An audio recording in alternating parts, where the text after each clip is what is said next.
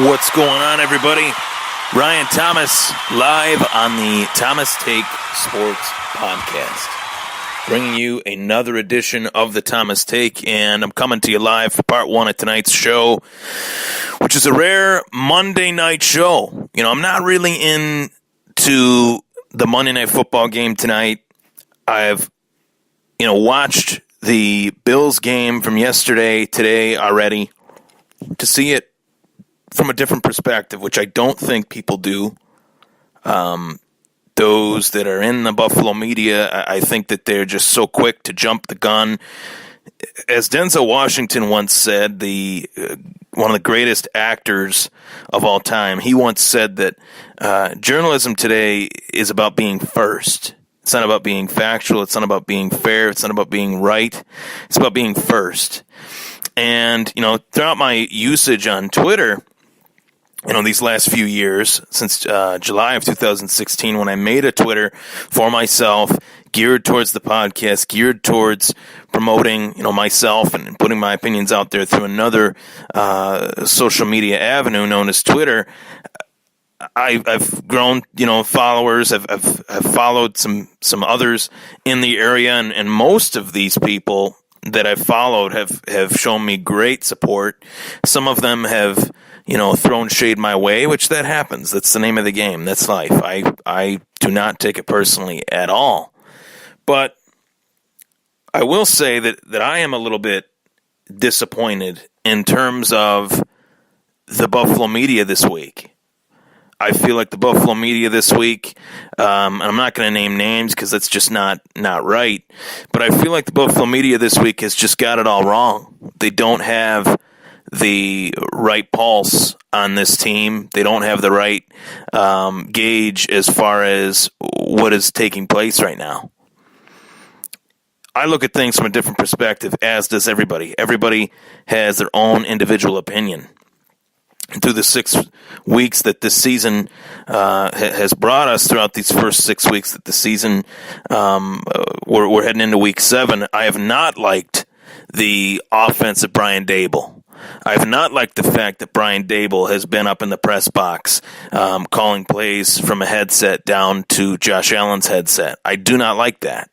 And whether people think I'm overstating my opinion on that, whether people think that I'm over-exaggerating that, I really don't care. That's just my opinion, and I use my podcast, my own show, as a vehicle for my own opinion, and that is one of the opinions that I have throughout this season thus far. It would take a, Captain Obvious to state that Nathan Peterman should not start this upcoming week against the Indianapolis Colts, Week 7 at Lucas Oil Stadium. The Bills head to Indianapolis to take on the Colts, and this is a game that I think is a winnable game for Buffalo. Their defense has been stout pretty much since the second half of that Los Angeles Chargers game in Orchard Park, Week 2. Their defense has been pretty good. Granted, they did have a 22-0 loss against Green Bay, but that is what it is, 22-0. Their defense was bend but didn't break, and their offense just hasn't shown up throughout this entire season. Week by week by week, I see the same offense trotted out onto the field, the same style of play calling, very conservative, very vanilla. We've seen flashes of Josh Allen getting the ball out of his hand quickly. We saw that to start the game this past Sunday. But as the game wore on, their game plan just changed for whatever reason, and I did not like what I saw in terms of the play calling. I just didn't. So all that being said, there's people tweeting, Buffalo should not start Nathan Peterman. They should start Derek Anderson. I think that people are missing the boat completely on Nathan Peterman. I don't think Buffalo shouldn't start Nathan Peterman. I think Buffalo should cut Nathan Peterman. Should be flat out released. And I don't want to say this because I know, I feel bad for him, and a humanistic level. You feel bad for the guy due to the fact that he's had such a terrible career. And every opportunity that he's had has been somewhat, bad opportunities he's being thrown into. But regardless, you got to make the most of your opportunities. And the opportunities that he's had this season, he has largely squandered, whether it was last season or this season. And I think he needs to go. Now, the question then becomes, who does Buffalo bring in? There's veteran guys out there that aren't that great. There's veteran guys out there that belong in the free agency. Guys like Ryan Mallett, guys like Mark Sanchez. But at the same time, are those guys worse than Nathan Peterman? Not many quarterbacks currently in the NFL are as bad as Nathan Peterman. Could honestly make a case that out of the 32 teams in the National Football League that carry 2 to 3 quarterbacks, Nathan Peterman's probably at the bottom of the barrel, dead last, as one of the quarterbacks in this National Football League. So for that being said, would I consider Mark Sanchez a sizable third-string quarterback upgrade? Yes, I would. Yes, I would. And I don't say that lightly. I don't say that, with much enthusiasm, but at the same time, I don't say that lightly.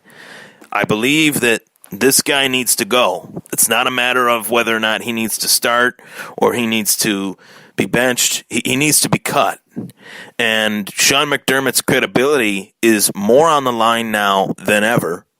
And it should be called out by Bills fans. And guess what, guys and girls? I am a Sean McDermott guy. I support Sean McDermott. I've supported Sean McDermott this whole time. He's one of the guys that I wanted Buffalo to go out and get. I've always liked him throughout his time in Philadelphia, throughout his time in Carolina.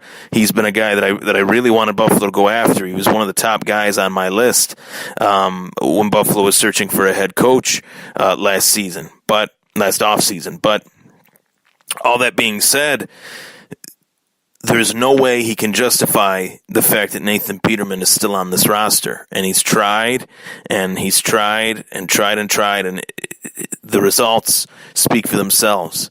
There's a guy out there that the Buffalo Bills worked out by the name of Paxton Lynch. Now, I'm not crazy about the idea of Paxton Lynch being on the Buffalo Bills due to the fact that Paxton Lynch, as of now, is labeled a first-round bust. But there was something about his skill set that led him to be a first-round draft choice. There was something about his skill set that made Hall of Fame quarterback John Elway take a chance on him. That chance did not pay off. That chance was not basically... to say it didn't pay off is an understatement. I think it blew up in their face to an extent. They had to go through the retread route of getting a veteran in there like Case Keenum, but they found light at the end of the tunnel with Mr. Irrelevant falling into their lap, Chad Kelly, a guy that really probably should have been a first-round pick. Had he not had the wrist injury, had he not had the character issues, he would have at least been a second- or third-round pick. Maybe not necessarily a first, but you take the character issues out of it and just look at his playing ability. His talent was first-round talent. All this being said, guys like Paxton Lynch are out there. Guys like Sanchez are out there. And I will throw out a name that I know is going to roll a lot of eyes, and I know it's extremely unlikely that this will happen. But when you're talking about Colin Kaepernick and his... basically the case that he has built over the last few years of how he's been blacklisted by the National Football League, really his attorneys can just put on Nathan Peterman's tape and say, watch this and tell me that this guy isn't as good as Colin Kaepernick, or tell me that this guy is better than Colin Kaepernick. And you wouldn't be able to say that. So I'm not saying Buffalo should go after Colin Kaepernick, but there are underlying issues with how the NFL is producing players and how they are choosing other players over other players. It's a real problem. And the fact that Nathan Peterman has lasted on the Bills this long, realistically, I was calling for Nathan Peterman to get cut after week 1, regardless of whether he knows the offense, regardless of whether he's been on the training camp, whatever you want to call it, regardless of his preseason success. That is Buffalo clinging to sheer hope with Peterman's preseason success, which he had a lot of. But he has had 0 regular season success. The touchdown pass aside to Zay Jones, 2 critical moments in the game on Sunday he squandered once again. And I really, I really feel like there's a lot of guys in this industry, in this business. I'm going to give a lot of credit to these names, guys like Jeremy Juhas. Hopefully I pronounced his name right.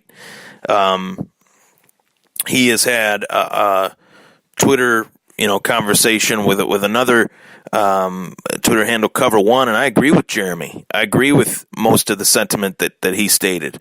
We've been tweeting each other back and forth, direct messaging each other, saying, that we agree, and we've agreed on a lot of issues as of late.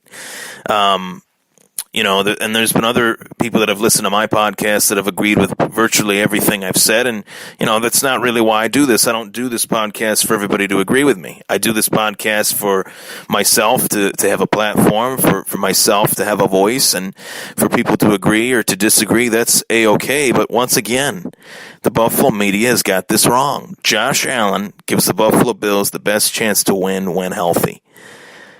Now, on the flip side of that coin is the fact that Josh Allen is out there with the worst supporting cast that he's ever had. But then on the other side of that coin is that Josh Allen is getting valuable experience heading into 2019. Experience that might not be great experience, but we've seen flashes of his brilliance throughout this season, haven't we? We even saw it yesterday during the game. On a pass that was called back, on certain run plays, certain passes he made yesterday were passes that Bills fans had been hoping to see. And I enjoy Bills Sundays knowing that I'm watching the present and the future Josh Allen. So you take that away and you throw in Derek Anderson, who I know is not going to be long term on this team. Really, the Bills are would just be playing to just audition for the 2018 season, and that's what they're doing now. But at the same time, they are working towards the future with Josh Allen being in there. I want to see Josh Allen play if he's healthy. If Josh Allen is not healthy, I want to see Derek Anderson play. If Derek Anderson is the starter, Josh Allen's the backup. I do think Buffalo needs a third quarterback still. I thought they needed a third quarterback when they traded A.J. McCarron. Then they bring in Derek Anderson, and it's like, well, now that you have a viable backup, a guy that spent 7 years as Cam Newton's backup in Carolina, a guy that literally started games in the absence of Cam Newton. We got to remember Cam Newton had a car accident. He's had injuries. Derek Anderson steps in and has played really, really well. Granted, that was in Carolina, but he does have a relationship with Kelvin Benjamin, being that they played together in Carolina, obviously. Maybe that is what Kelvin Benjamin needs just for one game to get in rhythm with a quarterback that he knows. Maybe that's the light at the end of the tunnel for Kelvin Benjamin. I don't know. But Benjamin, in my opinion, has been atrocious in terms of his effort, and there's been a lot of off-the-field things that I do not enjoy seeing and or reading. So we know those things, though. We don't have to go into that. But I think Allen, Anderson, and I think Nate should go. I don't think Nate should be on this team. I think the Bills are better off either going with another veteran or going with another young quarterback to groom. There was a quarterback by the name of Luke Falk that was cut by the Tennessee Titans, who I really liked coming out of this draft. And I'd actually hoped that if Buffalo took one quarterback, I'd hope that they'd maybe take another late, maybe in the 4th, 5th, or 6th. And Luke Falk was one of those guys that got picked in that vicinity, and he was cut by the Titans, and he was picked up by Miami. I really wish Buffalo would have tried to pick him up. Maybe they did. Maybe they weren't high on the waiver priority list. Maybe Miami was a little bit higher, but even so, I'd like a guy like that, a younger guy as well, that could help, that could, learn off of Derek Anderson's playing ability, playing experiences, and a guy that could be groomed as the backup behind Josh Allen. Nathan Peterman is not that guy, and he should no longer be on the team. I hate to say it. I really was rooting for Nate to do well. I thought he was a dark horse sleeper type quarterback. He had a lot of success at Pittsburgh, but it turned out that he was just not up to snuff in this level, and sometimes that happens. You can have all the success in the world in college, but once you reach the big boy league, times change. I'm Ryan Thomas. It was the Thomas Take Sports Podcast. The Buffalo media is getting this wrong, folks. Take care.